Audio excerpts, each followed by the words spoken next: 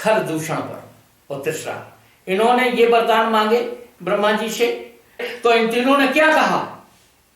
इन तीनों ने ये कहा कि जो हम एक वरदान मांगेंगे हम तीनों के लिए होगा, और अमरता का आप दे नहीं सकते हैं और अमरता का हम मांगेंगे भी नहीं। यदि आपको देना है वरदान तो ठीक है, नहीं वरना लौट जाओ। ब्रह्मा जी ने सोचा कि देवलोक तो उग्र तपस्या के कारण क्षीण हुआ जाता है, लिहाजा वरदान तो देना ही होगा। तो ब्रह्मा जी ने कहा एवं अस्तु, अगर आप एक मांगेंगे तो ये तीनों को होगा, लेकिन एक ही एक मांगेंगे, दूसरा वरदान हम तीनों को नहीं दे सकते। ठीक है, तो पहले ने वरदान क्या मांगा, बड़े ध्यान से सुनना। आचार संहिता भगवान मर्यादा पुरुषोत्तम कैसे पालन करते हैं। बालिकी की वो तो अभी आपको थोड़ा सा हमने संक्षेप में दिया है, अगर विस्तार में सुनना चाहो तो पूरा दिन लगता है, तो उसका निराकरण पूरा हम कर देंगे। अब आए खर दूषण तीसरा पर। तो जैसे खर ने मांगा तो मांग लीजिए वरदान, तो उन्होंने कहा जिसको हम देख लें जगत में इन आंखों से वो मुझे मार ना सके। ब्रह्मा जी ने एवमस्तु दूसरे से गए, ये तो कोई बड़ी बात नहीं मांगी। दूसरे के पास गए, काल को तो कोई नहीं देख सकता है, ब्रह्मा जी ने सोचा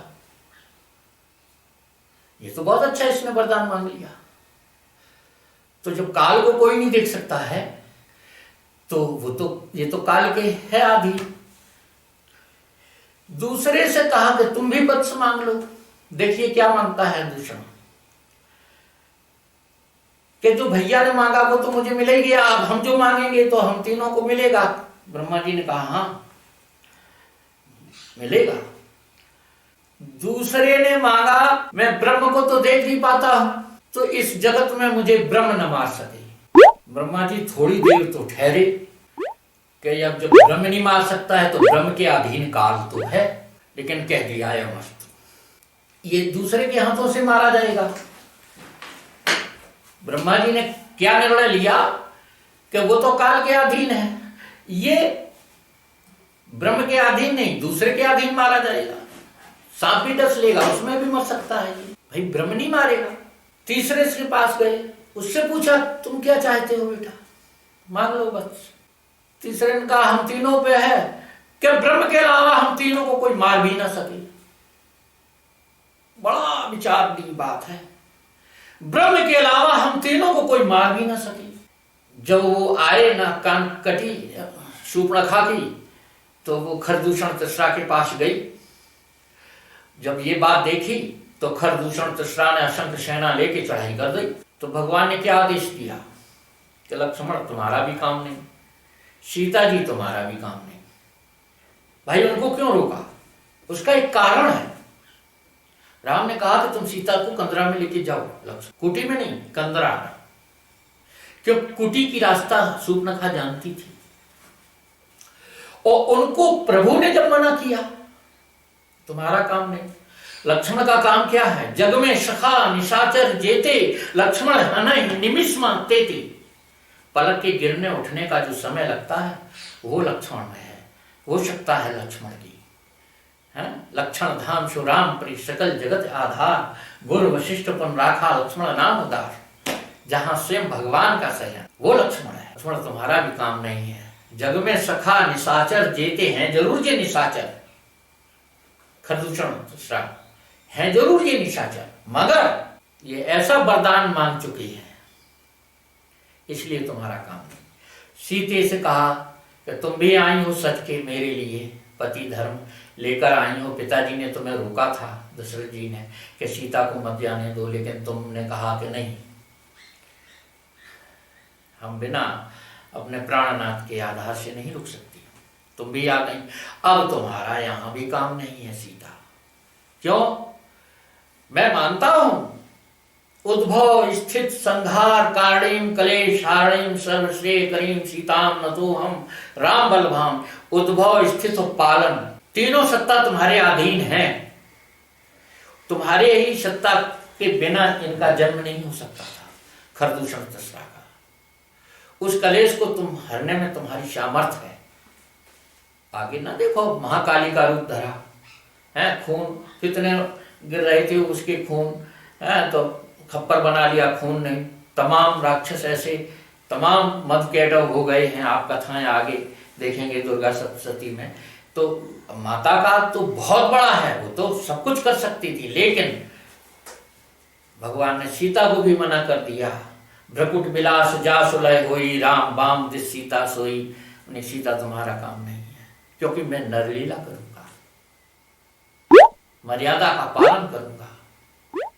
क्योंकि तुम्हारी सत्ता में ये मर्यादा नहीं पालन होगी, खरदूषण तिसरा के जो वरदान हैं वो पूरे नहीं हो पाएंगे, इसलिए मेरी मर्यादा भंग होगी सीते, इसलिए तुम जाइए। लक्ष्मण के साथ दोनों चले गए कंदरा में। उस समय तो सीता मायावी नहीं थी, उस समय सीता सीता ही थी। मायावी तो सीता तब थी जब रावण हरण कर ले गया था। नहीं, रावण की सामर्थ्य नहीं थी सीता का हरण कर ले, ये प्रभु की आज्ञा थी। इस कारण से सीता लक्ष्मण वहां से चले गए। अब जब वो सामने आ गए युद्ध के लिए, तो जैसा रूप देखा तो मोह हो गया वो खरदूषण जैसा। उन्होंने दूत भेजा, इतना सुंदर अलौकिक रूप, हम इसे नष्ट कर दें इस सृष्टि में, ये रूप देखने को नहीं मिलेगा, इतना मोह हो गया। और मोह सकल व्याधन कर मूला, जो से मोह हुआ, जिस मोह के अधीन, जिस स्वार्थ के अधीन तुमने तपस्या की, ब्रह्मा जी को ठगा, ब्रह्मा जी को वरदान में फेर के रखा, तो उनसे सूक्ष्म ब्रह्मा जी से तो सर्वत्र हैं प्रभु परमात्मा जो अंदर बैठे हुए हैं। तो उन्होंने इतना सुंदर रूप बनाया कि उन तीनों ने वो रूप देखा कि ये तो रूप हमने विश्व में नहीं देखा, ये बदयोग्य नहीं है। जब ये इतना सुंदर है तो इसकी भार्या भी सुंदर है। तो वो दूत ने क्या कहा कि तुम्हारे साथ जो भार्या है वो तुम मुझे वापस दे दो और तुम सब दोनों भाई लौट जाओ। दूत ने ये शब्द कहा कि खरदूषण तिसरा की सूचना दी। जब ये बात सुनी भगवान ने, तो प्रभु बोले कि मेरा भी संदेश लेते जाओ, हम तुमसे ही खलन को लाए ढूंढ ढूंढ के लिए हम इस जंगल में आए हैं, हम ऐसे ही खल ढूंढ रहा हूं, जाओ मेरा संदेश दे दो जाए, सावधान। दूत ने जाके पुनः बात बताई। तो आप ध्यान से सुनना, पहला वरदान ब्रह्मा जी का। जैसे ही दूत की बात सुनी तुरंत आदेश हो गया, एक साथ आक्रमण, एक व्यक्ति पर असंख्य सेना।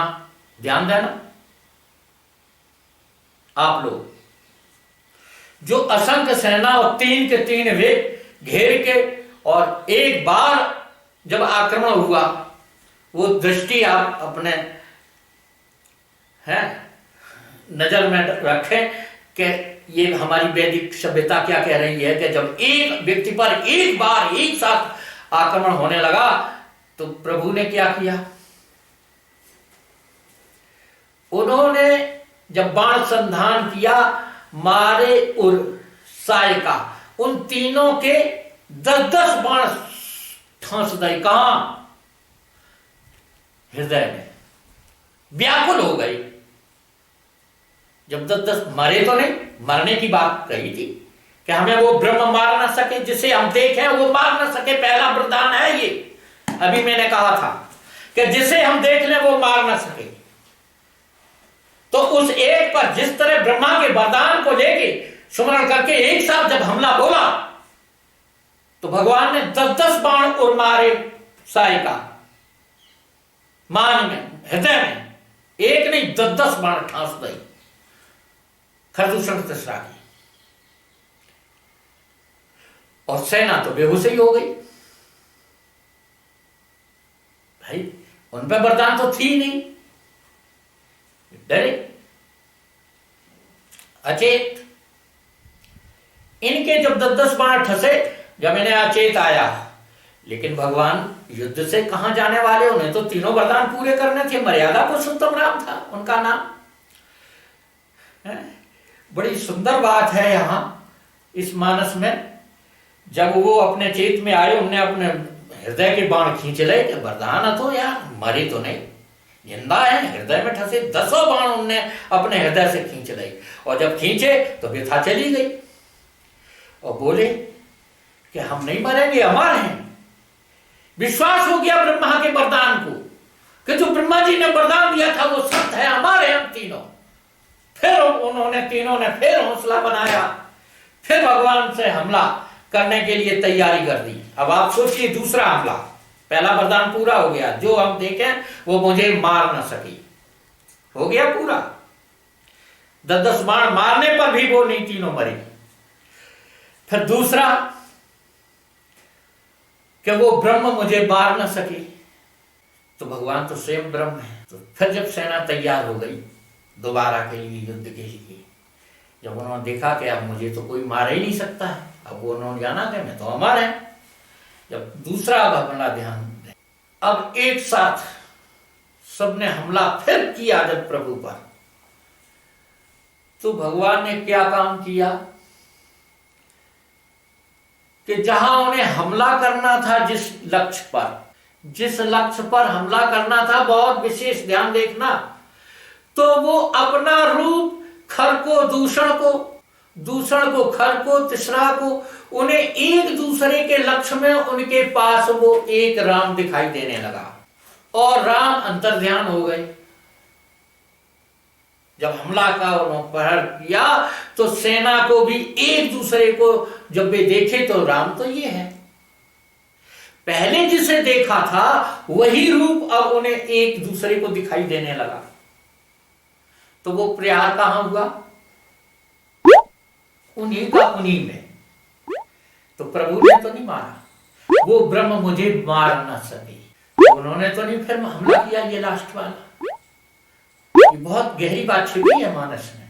तो जैसे ही उन्होंने लक्ष्य जाना कि ये राम है, और राम थे ही नहीं, सब में व्याप्त थे, जो उर में व्याप्त है उनको रूप में व्याप्त हो गया।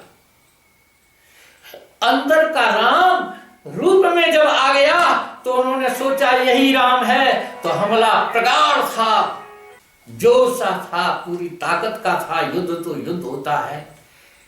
जब लक्ष्य में उन्होंने राम को एक दूसरे को समझा तो प्रहार एक दूसरे पर हो गया, तो उसी क्षण एक दूसरे धराशायी हो गए। भगवान ने अग्निबाण लिया, चला दिया, सब जला के भस्म कर दिए। धुआं देख खर दूषण के जल के भस्म हो गए। प्रभु ने तो नहीं मारा, फिर तो वे एक दूसरे मारे गए। तो मर्यादा पुरुषोत्तम राम ने मर्यादा रखी ब्रह्मा जी की वरदानों की, तो इसलिए उनका नाम मर्यादा पुरुषोत्तम।